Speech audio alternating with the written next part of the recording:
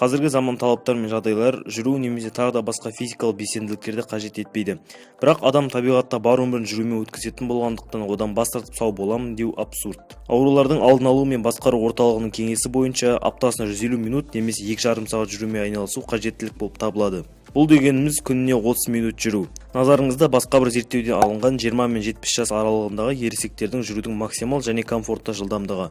Бұл жерде жоғарысындағы қисық сызық максимал жылдамдық, ал төмендегі түзулеу сызық комфортты жылдамдық. Келесі жүрудің ағзаға тигізер пайдасын қарайық. Жүрек қан тамыр жүйесін қалыпта ұстау. 2009 жылғы зерттеуде күніне 30 минут қана жүру жүрек қан тамыр ауруларын 19%-ға азайтатынын жариялаған болатын. Және рискті одан әрі жүру уақыты мен ара қашықтықты ұзарту арқылы азайтуға болады. Қанның қант мөлшерін реттеу. Зерттеуде күніне 3 рет астан соң, яғни таңғы, түскі және кешкі астан соң бар болғаны 15 минут қана жүру, тәуліктің басқа кездерінде 45 минут жүруден гөрі қанның қант мөлшерін жақсартатынын айтқан болатын. Сол себепті асқазанды толтырған соң жата салу қарынға да зиянды. Буын ауруларын қорғау. Жүрген кезде буындарды нықтап тұратын бұлшықеттер іске қосылып, одан әрі дамып, буын ауруларының алдын алады.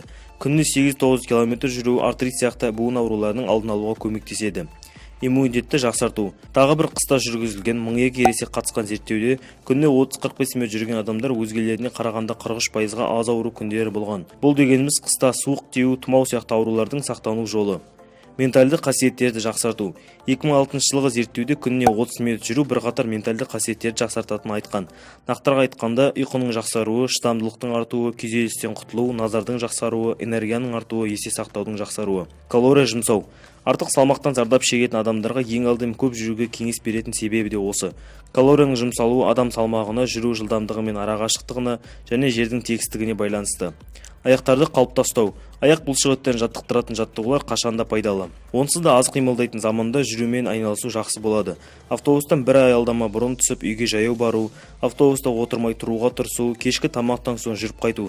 Бұлар тек жүруді қалай өмірге кірістіруге болады деген сұраққа бастапқы жауап болып табылады. Аталған мақалалар сілтемелерін дескрипшнға қалдырдым. Қарай аласыз.